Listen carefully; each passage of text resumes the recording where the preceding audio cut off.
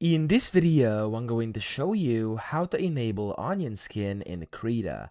Now, the first thing you have to do, I would go to Window up top, and I would change the workspace to animation. Now, you don't have to do this. You can be on the default one or whichever one you prefer, and you just have to go to Settings and then Dockers, and you want to go and enable Animation Timeline.